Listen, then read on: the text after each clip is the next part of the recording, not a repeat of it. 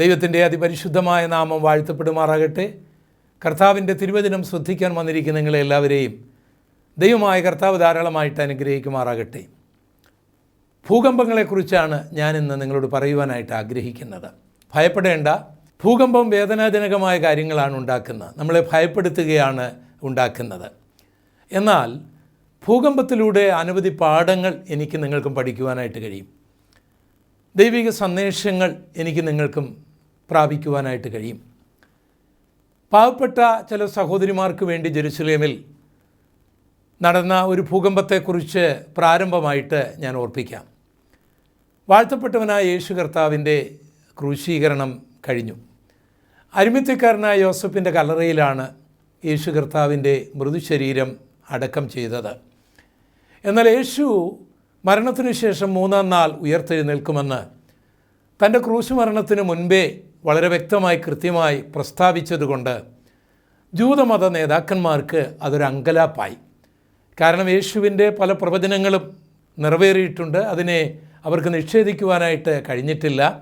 യേശു തൻ്റെ മരണത്തെക്കുറിച്ച് പ്രവചിച്ചതുപോലെ തന്നെയാണ് കർത്താവ് മരിക്കുന്നത്.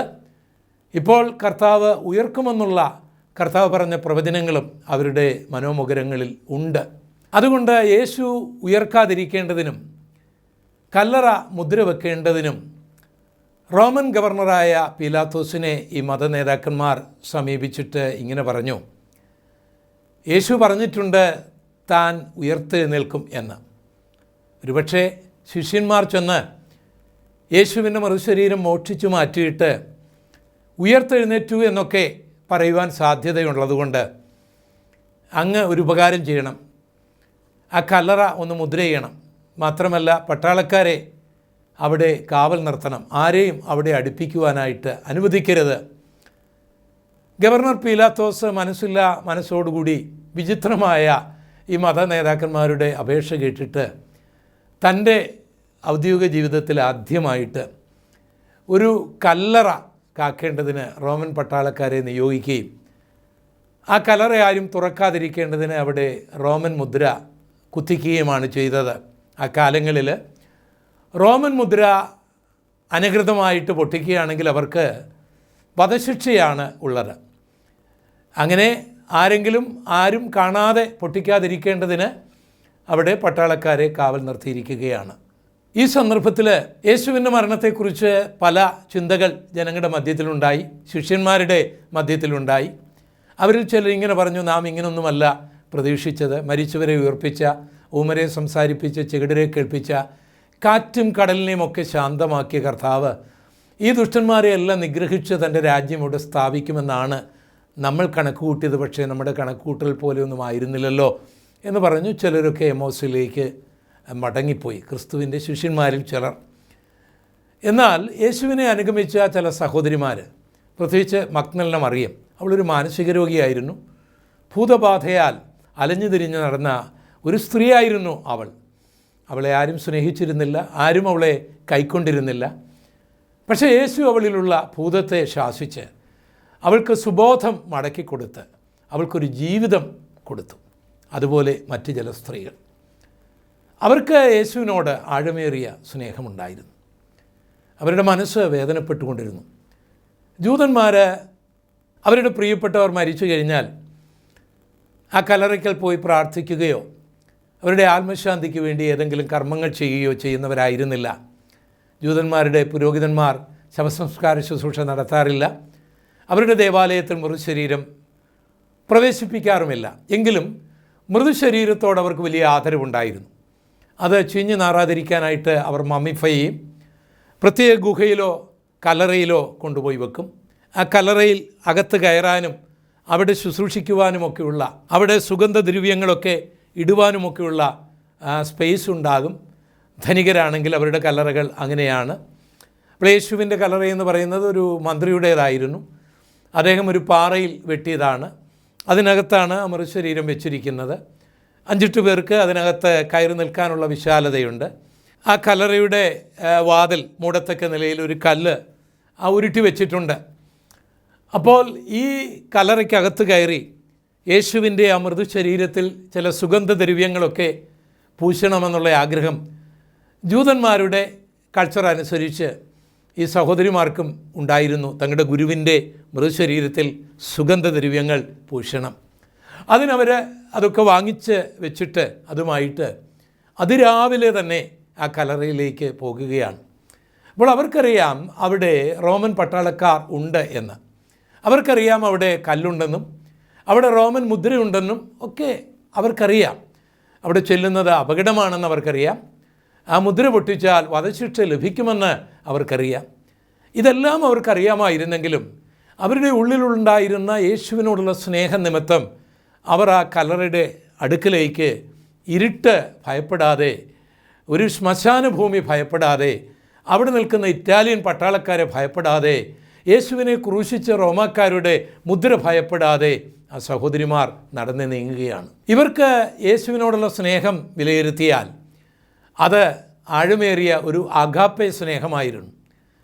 ഇപ്പോൾ യേശുവിൽ നിന്ന് ഒരു പ്രവചനം കേൾക്കാനല്ല അവർ പോകുന്നത്, ഒരു രോഗസൗഖ്യം പ്രാപിക്കാനല്ല അവർ പോകുന്നത്, അവരുടെ വിശപ്പ് മാറ്റുവാനായിട്ടുള്ള അപ്പം ലഭിക്കാനല്ല യേശുവിൻ്റെ അടുക്കിലേക്ക് അവർ പോകുന്നത്, ഏതെങ്കിലും ഒരു അനുഗ്രഹം പ്രാപിക്കാനല്ല യേശുവിൻ്റെ അടുക്കിലേക്ക് പോകുന്നത്. അവർ യേശുവിൻ്റെ മൃതശരീരത്തിൻ്റെ അടുക്കിലേക്കാണ് പോകുന്നത്. അവിടെ ആ സുഗന്ധദ്രവ്യങ്ങൾ ആ മൃതശരീരത്തിലൊന്ന് പൂശണം, അത്രമാത്രം. അത് നിസ്വാർത്ഥമായ സ്നേഹമായിരുന്നു. യേശുവിൻ്റെ ശുശ്രൂഷ കാലയളവിൽ ധാരാളം പേർ യേശുവിൻ്റെ അടുക്കൽ വന്നിട്ടുണ്ട്. രോഗസൗഖ്യത്തിന് വേണ്ടിയും ഭൗതിക നന്മകൾക്ക് വേണ്ടിയും അനുഗ്രഹങ്ങൾക്ക് വേണ്ടിയും വചനങ്ങൾ കേൾക്കേണ്ടതിന് വേണ്ടിയും പ്രവചനം കേൾക്കേണ്ടതിന് വേണ്ടിയും അനുഗ്രഹം പ്രാപിക്കേണ്ടതിന് വേണ്ടിയും ഒക്കെ അനേകായിരങ്ങൾ യേശുവിൻ്റെ അടുക്കൽ വന്നുകൂടിയിരുന്നു. പക്ഷേ യേശു ക്രൂശിക്കപ്പെട്ട് കഴിഞ്ഞപ്പോൾ ഇവരെ ഒന്നും നമ്മൾക്ക് കാണുവാനായി കഴിയുന്നില്ല. എന്തിനേറെ യേശുവിൻ്റെ അരുമശിഷ്യന്മാരായ പലരെയും ഈ ഭാഗത്തൊന്നും നമുക്ക് കാണുവാൻ കഴിയുന്നില്ല. അവരൊക്കെ ഭയവികലരായിട്ട് അവരിരുന്ന സ്ഥലങ്ങളിൽ മറഞ്ഞിരിക്കുകയാണ്. ചിലരൊക്കെ അവരുടെ നാട്ടിലേക്ക് മടങ്ങിപ്പോയി കഴിഞ്ഞു. എന്നാൽ ഈ സഹോദരിമാർക്കുള്ള സ്നേഹം അങ്ങനെയുള്ള ഏതെങ്കിലും ആത്മീകമോ ഭൗമികവുമായ ഒരു കാര്യസാധ്യത്തിന് വേണ്ടി ആയിരുന്നില്ല. അവർക്ക് യേശുവിനോടുള്ള ആ സ്നേഹപ്രകടനം ഇനി അവർക്ക് ചെയ്യുവാൻ കഴിയുന്നത് ആ മൃതശരീരത്തിൽ കുറേ സുഗന്ധം പൂശുക എന്നുള്ളതാണ്. അതുമായിട്ടാണ് അവർ വരുന്നത്. അങ്ങനെ അവർ നടന്നു പോകുമ്പോൾ തമ്മിൽ ചോദിക്കുകയാണ്, ആരാ കല്ലുരുട്ടി മാറ്റും? ഈ ചോദ്യത്തിന് മറുപടി പറയുവാൻ കരുത്തുള്ള ആരും റോമൻ സാമ്രാജ്യത്തിലില്ല, അവരുടെ കൂട്ടത്തിലുമില്ലെങ്കിലും മനുഷ്യ സഹജമായ ഒരു ചോദ്യം അവർ ചോദിക്കുകയാണ്. നമ്മൾ ഈ സുഗന്ധദ്രവ്യമൊക്കെ ആയിട്ട് പോകുകയാണ്, പക്ഷേ ആ കല്ലറയ്ക്കകത്ത് കയറാൻ ഒക്കുമോ? ആ കല്ലുരുട്ടി മാറ്റാൻ ഒക്കുമോ? ആരും നമുക്ക് വേണ്ടി ഈ കല്ലുരുട്ടി മാറ്റും? ഈ ചോദ്യത്തിന് ആരിൽ നിന്നും ഒരു മറുപടി ഉണ്ടായില്ല. അവർ വീണ്ടും അങ്ങനെ നടന്നു പോകുകയാണ്. ആ കല്ലറയുടെ അടുക്കിലെത്തിയപ്പോൾ ഒരത്ഭുതം നടന്നു. ആ ചരിത്രം ഞാനൊന്ന് വായിച്ചു കേൾപ്പിക്കാം. മത്തായിയുടെ സുവിശേഷം 28-ാം അധ്യായത്തിൻ്റെ 1 മുതലുള്ള വാക്യങ്ങൾ. ശബത്ത് കഴിഞ്ഞ ആഴ്ചവട്ടത്തിൻ്റെ 1-ാം ദിവസം വെളുക്കുമ്പോൾ മഗ്ദലക്കാരത്തി മറിയയും മറ്റേ മറിയയും കല്ലറ കാണുവാൻ ചെന്നു. പെട്ടെന്ന് വലിയൊരു ഭൂകമ്പമുണ്ടായി. കർത്താവിൻ്റെ ദൂതൻ സ്വർഗത്തിൽ നിന്ന് ഇറങ്ങി വന്ന് കല്ല് ഉരുട്ടി നീക്കി അതിന്മേൽ ഇരുന്നിരുന്നു. ഇവിടെ പെട്ടെന്നൊരു ഭൂകമ്പമുണ്ടാകുകയാണ്. ആ ഭൂകമ്പത്തിൽ കരുത്തരായ ഇറ്റാലിയൻ പട്ടാളക്കാർ ഭയന്നുപോയി. അവർ ഓടി മാറി. മാത്രമല്ല ഒരു ദൂതൻ അവിടെ ലാൻഡ് ചെയ്യുകയാണ്. ഒരുപക്ഷെ സ്വർഗത്തിൽ നിന്ന് വന്ന ആ ദൂതൻ്റെ ആ ലാൻഡ് ചെയ്യുന്ന ആ പ്രകമ്പനമായിരിക്കും ഒരു ഭൂകമ്പമായിട്ട് ഇവിടെ മാറിയത്. ആ കല്ല് ഉരുട്ടി മാറ്റി. ദൂതൻ ആ കല്ലിൻ്റെ മുകളിൽ ഇരിക്കുകയാണ്. പ്രിയപ്പെട്ടവരെ, യേശു കർത്താവിനെ നിസ്വാർത്ഥമായി സ്നേഹിച്ചുകൊണ്ട് നമ്മുടെ പാദങ്ങൾ മുൻപോട്ട് വെക്കുമ്പോൾ മുൻപിൽ ഇരുട്ടായിരിക്കാം, ശ്മശാന മൂകതയായിരിക്കാം, നിയമപരമായ ഒത്തിരി തടസ്സങ്ങളുണ്ടാവാം. പക്ഷേ ഇതൊന്നും കണ്ട് ഭയപ്പെടാതെ ക്രിസ്തുവിനോടുള്ള സ്നേഹനിമിത്തം ആപത്തോ വാളോ പട്ടിണിയോ ഉപദ്രവമോ ഉയരത്തിലുള്ളതിനോ ആഴത്തിലുള്ളതിനോ ഇവിടെയുള്ളതിനോ ഒന്നുകൊണ്ടും എന്നെ ക്രിസ്തുവിൻ്റെ സ്നേഹത്തിൽ നിന്ന് മാറ്റുവാൻ കഴിയുകയില്ല എന്ന് പറഞ്ഞുകൊണ്ട് മുൻപോട്ട് പാദങ്ങൾ വെക്കുന്നവരുടെ മുൻപിൽ തടസ്സമായി നിൽക്കുന്ന ഏത് മുദ്രയെയും, ആരുടെ മുദ്രയെയും, ഏത് സാമ്രാജ്യത്തിൻ്റെ മുദ്രയെയും, ഏത് നിയമത്തെയും ഏത് കല്ലിനെയും നിമിഷ നേരം കൊണ്ട് മാറ്റിക്കളയുവാൻ ശക്തനായ ഒരു ദൈവത്തെയാണ് നിങ്ങൾ ആരാധിക്കുന്നത്, ശക്തനായ ഒരു ദൈവത്തെയാണ് നിങ്ങൾ വിശ്വസിക്കുന്നത് എന്നുള്ള കാര്യം മറക്കരുത്. ആ ദൈവം എന്തുകൊണ്ട് യേശുവിനെ മരിക്കുവാൻ അനുവദിച്ചുവെന്ന് ചോദിച്ചാൽ ശത്രുക്കളെ നിഗ്രഹിക്കാൻ കഴിവില്ലാതിരുന്നത് കൊണ്ടല്ല, യേശുവിന് ഓടി ഒളിക്കുവാൻ സ്ഥലമില്ലാതിരുന്നത് കൊണ്ടുമല്ല, മാനവലോകത്തിൻ്റെ പാപത്തിൻ്റെ പരിഹാരത്തിനായി യേശു മരിക്കണമെന്നുള്ളത് അനിവാര്യമായൊരു ഘടകമായിരുന്നതുകൊണ്ട്, അത് പ്രവാചകന്മാർ മുന്നറിയിച്ചതായതുകൊണ്ട്, അത് യേശു തന്നെ പ്രവചിച്ചതായതുകൊണ്ട്, അതെൻ്റെയും നിങ്ങളുടെയും പാപമോചനത്തിന് അനിവാര്യമായ ഒരു ഘടകമാകേണ്ടതിന് വേണ്ടിയാണ് യേശുവിനെ മരിക്കുവാൻ ദൈവം അനുവദിച്ചത്, യേശു തന്നെത്താൻ ഏൽപ്പിച്ചു കൊടുത്തത്. ആ യേശുവിനെ സ്നേഹിക്കുന്ന തൻ്റെ മക്കളുടെ യാത്രകളെയും ശുശ്രൂഷകളെയും അവരുടെ നല്ല സതുദ്ദേശങ്ങളെയും തടയുവാൻ പല കാലഘട്ടങ്ങളിലും പലരും പല നിയമങ്ങൾ ഉണ്ടാക്കിയിട്ടുണ്ട്, പല മുദ്രകളും വെച്ചിട്ടുണ്ട്. ആ നിയമങ്ങളൊക്കെ പാലിക്കാനായിട്ടുള്ള പാലകന്മാരെ നിയമിച്ചിട്ടുണ്ട്. പക്ഷേ അവയെല്ലാം തച്ചുടയ്ക്കപ്പെട്ടു പോയി. ഇന്നുള്ളതും തച്ചുടയ്ക്കപ്പെടും എന്നുള്ള ഒരു സൂചന ഈ ഭൂകമ്പത്തിലൂടെ നമുക്ക് ലഭിക്കുകയാണ്. അവിടെ ഒരു ചിന്ത കൂടി ഞാൻ പറഞ്ഞു കൊള്ളട്ടെ. ദൂതൻ എന്തിനാണ് ആ കല്ലിന് മുകളിലിരുന്നത്? സ്വർഗത്തിലെ ദൂതന്മാർ അത്ര ക്ഷീണിച്ച് ആ കല്ലിന് മുകളിൽ ഇരുന്നവരാണോ? അവർക്കങ്ങനെ ഇരിക്കേണ്ട ആവശ്യം വല്ലതും ഉണ്ടോ? അതിനുമൊരു കാരണമുണ്ട്. ആ കല്ലിൽ റോമൻ മുദ്രയുണ്ട്. ആ മുദ്ര ഇപ്പോൾ പൊട്ടിയിരിക്കുകയാണ്. പട്ടാളക്കാരെല്ലാം ഭയന്നോടിയവരാരും മരിച്ചിട്ടില്ല. അവർ കൂടുതൽ പട്ടാളക്കാരായി മടങ്ങി വരുമ്പോൾ ഈ പാവപ്പെട്ട സഹോദരിമാർ അവിടെ നിൽക്കും. അവർക്ക് ഈ നിയമത്തിൻ്റെ കുരുക്കുകൾ അഴിക്കാനൊന്നും കഴിവില്ല. ഇവർ അറസ്റ്റ് ചെയ്യപ്പെടും. ഇവരാണ് മുദ്ര പൊട്ടിച്ചതെന്നും ഇവരാണ് കല്ലുരുട്ടി മാറ്റിയതെന്നുമൊക്കെയുള്ള തെളിവുകൾ ശേഖരിക്കപ്പെടും. ആ തെളിവുകൾ കോടതി അംഗീകരിക്കും. അവർക്ക് വധശിക്ഷ കൊടുക്കുവാൻ ധാരാളം കാരണമാകും. ഇതെല്ലാം നന്നായി മനസ്സിലാക്കിക്കൊണ്ട് ദൂതൻ ആ കല്ലിന്മേലിരിക്കുകയാണ്. ആരെങ്കിലും വന്നാൽ അവർ കണ്ടുകൊള്ളട്ടെ, ഞാനാണ് ഈ കല്ലുരുട്ടി മാറ്റിയത്. ആരെങ്കിലും അറസ്റ്റ് ചെയ്യുന്നെങ്കിൽ എന്നെ അറസ്റ്റ് ചെയ്തു കൊള്ളട്ടെ എന്ന് പറഞ്ഞുകൊണ്ട് ദൂതൻ അവിടെ ഇരിക്കുകയാണ്. പ്രിയ സ്നേഹിത, ദൈവം നിനക്ക് വേണ്ടി ഒരു വഴി തുറക്കുമ്പോൾ, ദൈവം നിനക്ക് വേണ്ടി ചിലതെല്ലാം ഉരുട്ടി മാറ്റുമ്പോൾ, അത് മുഖാന്തരമുണ്ടാകാവുന്ന സകല കുരുക്കുകളിൽ നിന്നും മനുഷ്യൻ്റെ എല്ലാ തന്ത്രങ്ങളിൽ നിന്നും നിന്നെ വിമോചിപ്പിക്കുവാനുള്ള ദൈവിക പദ്ധതികളും അവിടെ ഉണ്ടായിരിക്കും എന്നുള്ള കാര്യം മറക്കരുത്. അപ്പോൾ ഇരുളിനെ ഭയപ്പെടാതെ, ശവക്കല്ലറകളെ ഭയപ്പെടാതെ, നിയമത്തെ ഭയപ്പെടാതെ, പട്ടാളക്കാരെ ഭയപ്പെടാതെ, യേശുവിനോടുള്ള സ്നേഹം നിമിത്തം നടക്കുന്ന തൻ്റെ മക്കൾക്ക് വേണ്ടി വഴിയൊരുക്കാൻ ദൈവം ചിലപ്പോൾ ഭൂകമ്പം അയച്ചെന്നിരിക്കും. മറ്റ് ഒരു ഭൂകമ്പത്തിൻ്റെ ചരിത്രം നമ്മൾ പ്രവർത്തികളുടെ പുസ്തകം 16-ാം അധ്യായത്തിൽ വായിക്കുന്നുണ്ട്. അപ്പോസ്തലനായ പൗലോസും ശീലാസും ഫിലിപ്പിയ പട്ടണത്തിൽ ദൈവനിയോഗപ്രകാരം വരികയാണ്. അവിടെ ഭൂതം ബാധിച്ച ഒരു സ്ത്രീയെ കണ്ടു. അവൾ ജനങ്ങളെ വഞ്ചിച്ചുകൊണ്ടിരിക്കുകയാണ്. ദൈവമാര് ഭൂതമാര്, ദൈവത്തിൻ്റെ ശക്തി എന്ത്, ഭൂതത്തിൻ്റെ ശക്തി എന്ത് എന്നറിയാതെ ഈ ഭൂതത്തെ ആരാധിക്കുകയും നേർച്ചകൾ കാഴ്ചകൾ കഴിക്കുകയും അവിടെ വലിയ ജനക്കൂട്ടം ഉണ്ടാക്കുകയും അതിൻ്റെ പിന്നിൽ പണം പിടുകയും ചെയ്യുന്ന ഒരു കൂട്ടം മത നേതാക്കന്മാരും അവിടെ ഉണ്ടായിരുന്നു. പൗലോസ് ഈ സ്ത്രീയിലുള്ള ഭൂതാത്മാവിനെ ശാസിക്കുകയാണ്.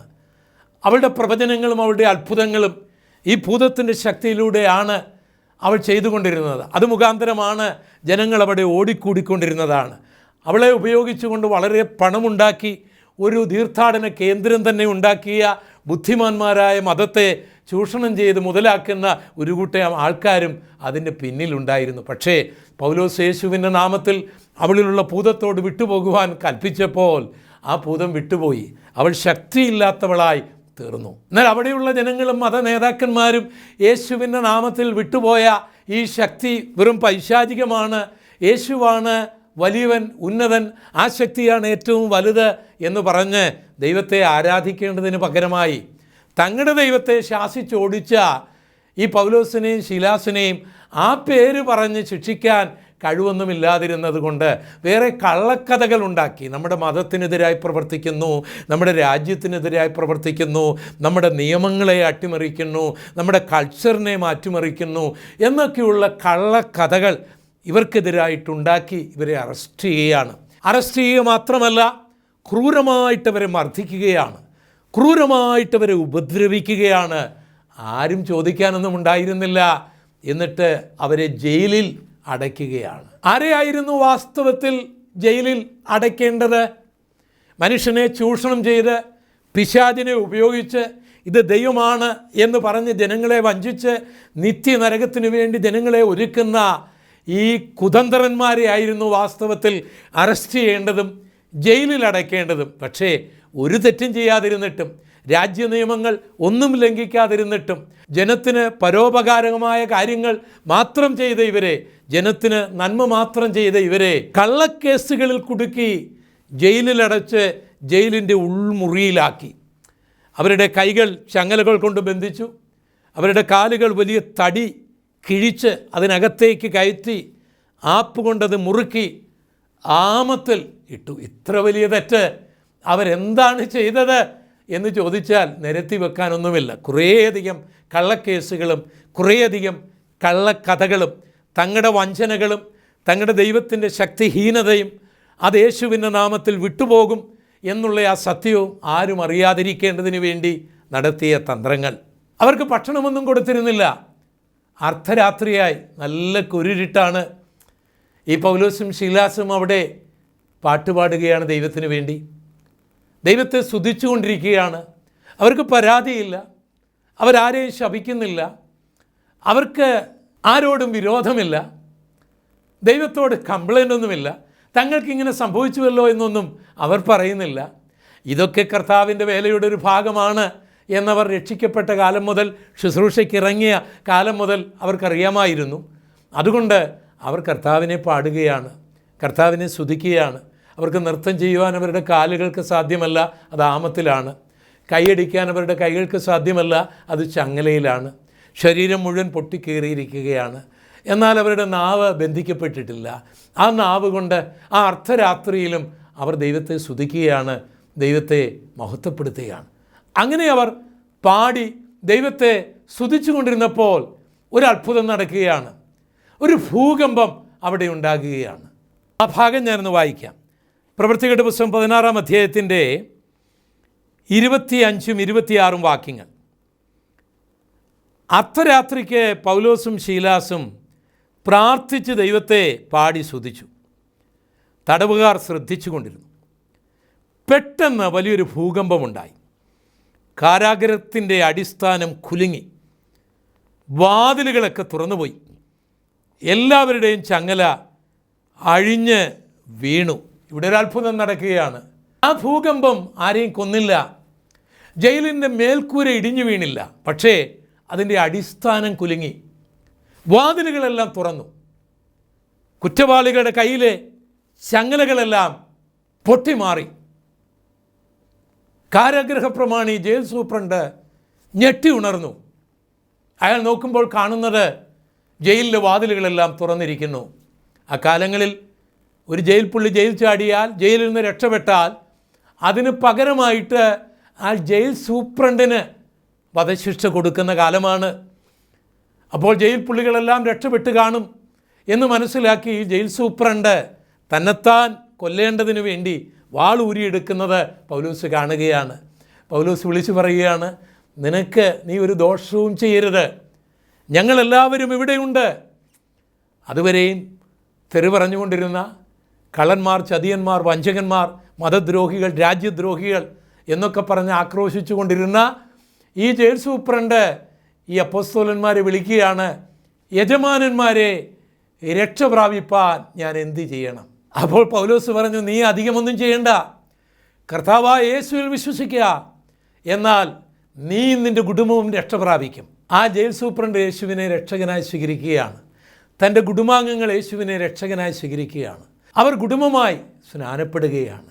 ആ ജയിൽ സൂപ്രണ്ട് തന്നെ താൻ അടിച്ചു പൊട്ടിച്ച ആ പൗലോസിൻ്റെയും ശീലാസിൻ്റെയും മുറിവുകൾ കഴുകുകയാണ്, അത് വെച്ച് കെട്ടുകയാണ്, അവരെ ശുശ്രൂഷിച്ച് നിൽക്കുകയാണ്.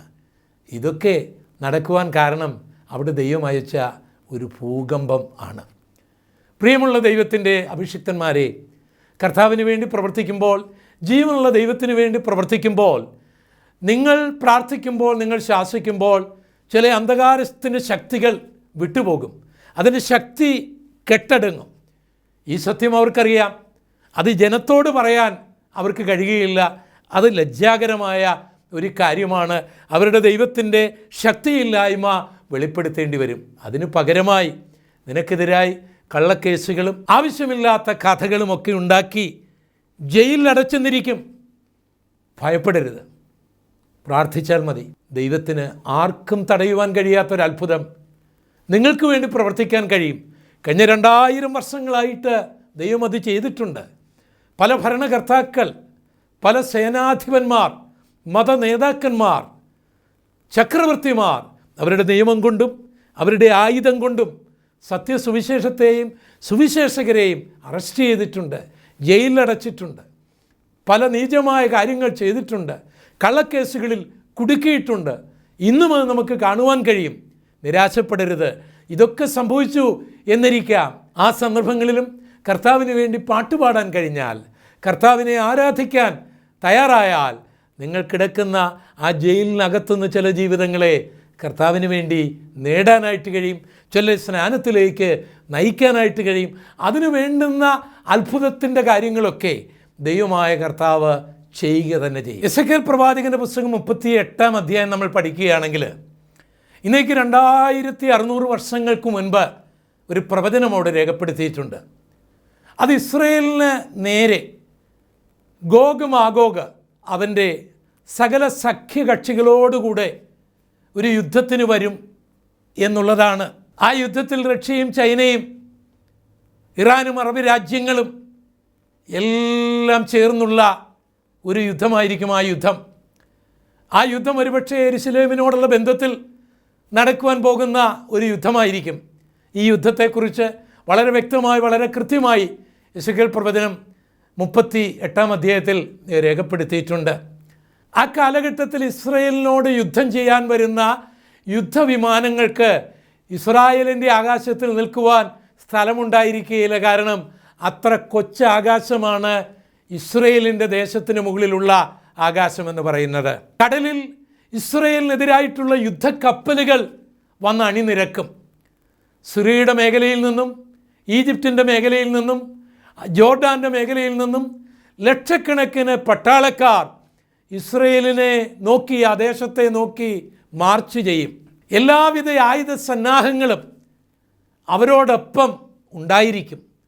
റോക്കറ്റുകളും മിസൈലുകളും ബയോളജിക്കൽ വെപ്പൺസുകളും ആറ്റൻ ബോംബുകളും എല്ലാം ഉപയോഗിക്കത്തക്ക നിലയിൽ സജ്ജമായിട്ടാണ് ഈ വരവ്. ഈ യുദ്ധത്തിൽ അമേരിക്കയോ അവരുടെ ഘടകകക്ഷികളോ ഇസ്രയേലിനെ സഹായിക്കുകയില്ല. സഹായിച്ചാൽ വലിയ പ്രയോജനമൊന്നും ഉണ്ടാകുകയില്ല എന്ന് ബോധ്യമാകുമാറുള്ള ഒരു ലോകമഹായുദ്ധം തന്നെ ആയിരിക്കും. കരുത്തന്മാരായ ഇസ്രയേലിലെ പട്ടാളക്കാർ അന്ന് വിറയ്ക്കും. അവരുടെ ഭരണകൂടം വിറയ്ക്കും. ആരുടെയും മുൻപിൽ തലകുനിക്കുകയില്ല എന്ന് പറഞ്ഞ് ഇന്ന് വിജയ ശ്രീലാളിതരായി നിൽക്കുന്ന ഇസ്രയേൽ വിറയ്ക്കും. ഇസ്രയേൽ ഇനി ഭൂപടത്തിൽ ഉണ്ടാകുകയില്ല എന്നുള്ള പ്രഖ്യാപനം ലോകത്തിൻ്റെ വിവിധ രാജ്യങ്ങളിൽ മുഴങ്ങും. വാർത്താമാധ്യമങ്ങളിൽ അത് നിറഞ്ഞു നിൽക്കും. ഏത് കുട്ടിക്കും അത് വിശ്വസിക്കുവാൻ തക്കവണ്ണമുള്ള പടയൊരുക്കം ഇസ്രയേലിനെതിരായിട്ട് ഉണ്ടാകും. സഖ്യകക്ഷിയുടെ വ്യോമോത്തലവനും നാവികത്തലവനും കരസേനയുടെ തലവനും യുദ്ധം പ്രഖ്യാപിക്കാനായിട്ട് പുൽപ്പിറ്റിൻ്റെ മുൻപിലേക്ക് നടന്നു വരുന്നു. ലോകം അത്ഭുതത്തോട് അത് കേൾക്കാൻ ശ്രദ്ധയോട് കാതുകൂർപ്പിക്കുന്നു. ഇസ്രയേൽ ഞെട്ടിവിറയ്ക്കുന്നു. അപ്പോൾ ഒരു വലിയ ഭൂകമ്പമുണ്ടാകും. പടത്തലവന്മാർ പുൽപ്പിറ്റോടൊപ്പം ഭൂമിയുടെ ഉള്ളിലേക്ക് പോകും. മലകൾ ഇടിഞ്ഞു വീഴും. ഭൂമി കിറുകിറാക്കീറും. പൊടുപൊടാപ്പൊട്ടും. എല്ലാ കമ്മ്യൂണിക്കേഷനും തകരാറാകും. യുദ്ധം അവിടെ പരാജയപ്പെടും.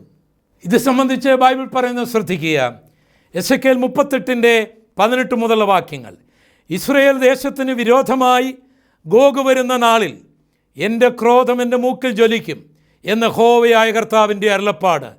അന്നാളിൽ നിശ്ചയമായിട്ട് ഇസ്രയേൽ ദേശത്ത് ഒരു വലിയ ഭൂകമ്പമുണ്ടാകുമെന്ന് ഞാൻ എൻ്റെ തീഷ്ണതയിലും എൻ്റെ കോപാഗ്നിയിലും അരുളി ചെയ്തിരിക്കുന്നു. അങ്ങനെ സമുദ്രത്തിലെ മത്സ്യവും ആകാശത്തിലെ പറവയും കാട്ടിലെ മൃഗവും നിലത്തിഴയുന്ന ഇഴജാതി ഒക്കെയും ഭൂതലത്തിലെ സകല മനുഷ്യരും എൻ്റെ സന്നിധിയിൽ വിറയ്ക്കും. മലകൾ ഇടിഞ്ഞ് പോകും. വലിയ പദ്ധതിയോടുകൂടെ വന്ന ഗോഗിൻ്റെ സഖ്യകക്ഷികൾ ഒരൊറ്റ മിനിറ്റ് കൊണ്ട് സമ്പൂർണമായി പരാജയപ്പെടാൻ ഈ ഭൂകമ്പം ധാരാളം മതി. ദൈവത്തിന് യുദ്ധം ചെയ്യാൻ ആറ്റം ബോംബുകളും മിസൈലുകളും പടക്കോപ്പുകളും വ്യോമസേനകളും കരസേനകളും നാവികസേനകളും ആവശ്യമില്ല എന്ന് ലോകത്തിന് ബോധ്യമാകും. ഇസ്രായേല്യർ നല്ലവരായതുകൊണ്ടല്ല, അവരെക്കുറിച്ച് ദൈവത്തിന് ചില വാഗ്ദത്തങ്ങളുണ്ട്. അവർ മുടിഞ്ഞു പോയാൽ, അവരില്ലാതെ പോയാൽ, ആ ദേശം തീർന്നു പോയാൽ ആ വാഗ്ദത്തങ്ങൾ നടക്കുകയില്ല. ബൈബിൾ പ്രവചനങ്ങൾ നിറവേറണമെങ്കിൽ അവർ നിലനിൽക്കണം. ഒരു രാജ്യമായി തന്നെ അവർ നിലനിൽക്കണം. ആ ദൈവിക പദ്ധതിക്കെതിരായിട്ട് ഏത് കാരണം പറഞ്ഞും ആരും എവിടെ നിന്നും എങ്ങനെ വന്നാലും അവർ വിജയിക്കുകയില്ല. വിജയിക്കുമെന്നവർ ചിന്തിക്കുമെങ്കിലും ഒരൊറ്റ നിമിഷം കൊണ്ട് അവർ ചിന്തിക്കാത്ത മേഖലയിൽ ഒരു ഭൂകമ്പത്തിലൂടെ ആ യുദ്ധത്തെ ദൈവം പരാജയപ്പെടുത്തും എന്നാണ് വിശുദ്ധ ബൈബിളിൽ രേഖപ്പെടുത്തി വച്ചിരിക്കുന്നത്. അപ്പോൾ ഭൂകമ്പങ്ങൾ നമ്മെ ഭയപ്പെടുത്തുന്നതാണെങ്കിലും ദൈവം തൻ്റെ മഹത്വത്തിന് വേണ്ടി ചിലപ്പോൾ അതൊക്കെ ഉപയോഗിക്കും. ലൂക്കോസിൻ്റെ സുവിശേഷം 21-ാം അധ്യായത്തിൻ്റെ 11-ാം വാക്യത്തിൽ യേശു പറയുകയാണ്, വലിയ ഭൂകമ്പവും ക്ഷാമവും മഹാവ്യാധിയും അവിടെ ഇവിടെയായി ഉണ്ടാകും. യേശു കർത്താവിൻ്റെ പുനരാഗമനത്തിൻ്റെ അടയാളമായിട്ട് ദൈവം ഇവിടെ ഭൂകമ്പം ഉപയോഗിക്കുകയാണ്. പല സ്ഥലങ്ങളിൽ നടക്കുന്ന ഭൂകമ്പങ്ങൾ നിങ്ങൾ കാണുമ്പോൾ ഇത് 2000 വർഷങ്ങൾക്ക് മുൻപുള്ള യേശുവിൻ്റെ പ്രവചനമാണെന്നും ഇത് കർത്താവിൻ്റെ വരവിൻ്റെ സന്ദേശമാണ് ഈ ഭൂകമ്പം അറിയിക്കുന്നതെന്നും നിങ്ങൾ അറിഞ്ഞിരിക്കണം. അങ്ങനെ വിശുദ്ധ വേദപുസ്തകം നമ്മൾ പരിധിക്കുകയാണെങ്കിൽ ഭൂകമ്പങ്ങൾ മുഖാന്തരമുള്ള ദൈവിക സന്ദേശങ്ങളും തൻ്റെ ഭക്തന്മാർക്കുള്ള വിടുതലും നമ്മെ അത്ഭുതപ്പെടുത്തുന്നതാണ്. ഈ സർവേശ്വരനായ, ഈ സർവശക്തനായ, ഈ സർവ്വവ്യാപിയായ ദൈവത്തിൽ ആശ്രയിക്കുക. ആരെയും ഭയപ്പെടേണ്ടതില്ല. നിങ്ങളെ വിടുവിക്കാൻ ദൈവത്തിന് ദൈവത്തിൻ്റേതായ പദ്ധതികളുണ്ട്. അത് ദൈവം ഉപയോഗിച്ചു കൊള്ളും. ആ മറിയെപ്പോലെ, പൗലോസിനെ പോലെ നിങ്ങൾ കർത്താവിൻ്റെ സന്നിധിയിൽ ആരാധിക്കുക, വിശ്വസ്തരാകുക, മുൻപോട്ട് തന്നെ നീങ്ങുക. കർത്താവ് നിങ്ങളോടുകൂടെ ഉണ്ടായിരിക്കുമാറാകട്ടെ. നമുക്ക് പ്രാർത്ഥിക്കാം. ഞങ്ങളുടെ കർത്താവേ, ഞങ്ങളുടെ ദൈവമേ, അങ്ങയുടെ അത്ഭുതങ്ങൾ വ്യത്യസ്തമായ നിലകളിൽ അങ്ങയുടെ ഭക്തന്മാർക്ക് വേണ്ടി അങ്ങ് ചെയ്യുന്നു. എൻ്റെ കർത്താവേ, എൻ്റെ ഈ പ്രേക്ഷകന് വേണ്ടിയും ഒരത്ഭുതം അങ്ങ് ചെയ്യണമേ. യേശു കർത്താവിൻ്റെ പരിശുദ്ധമുള്ള നാമത്തിൽ അപേക്ഷിക്കുന്നു. കൃപ തോന്നി കേൾക്കുമാറാകണമേ. ആമേൻ. ദൈവം ഈ വചനങ്ങളാൽ നിങ്ങളേവരെയും ധാരാളമായി അനുഗ്രഹിക്കുമാറാകട്ടെ. ആമേൻ.